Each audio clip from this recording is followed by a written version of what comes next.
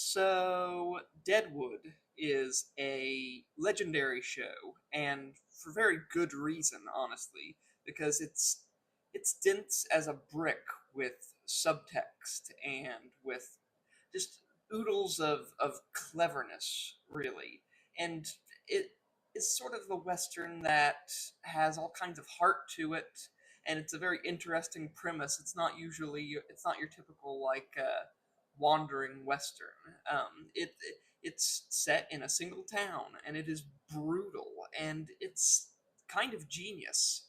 I just watched it for the first time over the past few weeks, and I must say I am really very much impressed, I suppose, with the show. I'm kind of in love with it. It is so complicated, and usually I don't go for these sort of like bleak, hyper violent settings generally, but this one is just so very complicated and complex, and a very good show. Don't get me wrong, and I'm not even going to give you the back and forth. I'm not going to hem and haw and say that there are things that I disliked about it necessarily. I'm just going to tell you right off the bat that I love this show. Um, and just a very well written, very intriguing show, and it does have faults, but I think the positives well outweigh any negatives.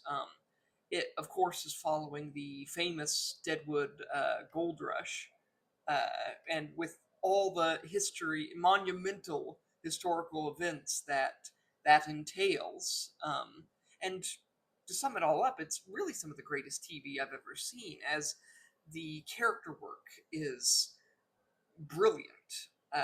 They managed to carry the show in ways the plot never could. And I will say that the first season is pretty much perfect. And the second season is great. And the third season is just really very good. Um, so that was frankly kind of a letdown, despite it being better than the majority of all of human television. As a general rule, um, at least the average TV show, if nothing else, it's worlds above, even at its lowest point. Um, and the history really drew me in as well, right? Because you've got the show starts with Seth Bullock, who is played by none other than Timothy freaking Olyphant himself, who you might know from Justified or The Mandalorian. Um, and he has come to Deadwood to start up a hardware store with his business partner, and he's looking to get away from his old life as a marshal. He was a lawman, um, and they arrive in this town, this lawless town, and the place is sort of run. The guy calling the shots is the local saloon owner, Al Swearingen, who is an engine of swears. I will tell you that right away. And you might be mistaken from thinking that Seth Bullock, right, is the kind of is he that he's the main character, because he's a very kind-hearted, well-meaning person who is nevertheless has a anger management problem like you wouldn't believe. Um, and he is sort of presented as the main character at first, but the show is more than that, an ensemble cast, and in the first season especially, there are these really great, amazing characters, from the entourage of Wild Bill Hickok himself, and an amazing group of characters just there, with Wild Bill, who's of course there to drink himself into an early grave, really, and that's obviously where the most I dare say the most famous historical event associated with the actual town of Deadwood is the Wild Bill. What happens to him? No spoilers for a famous historical event or anything.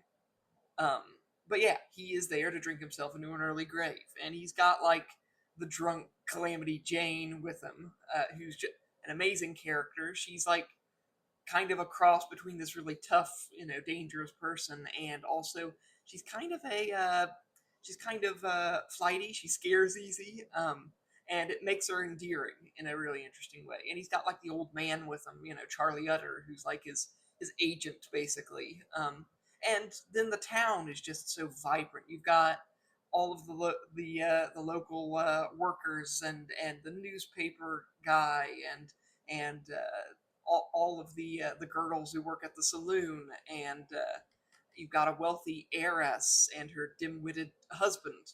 All very interesting stuff, and all great characters.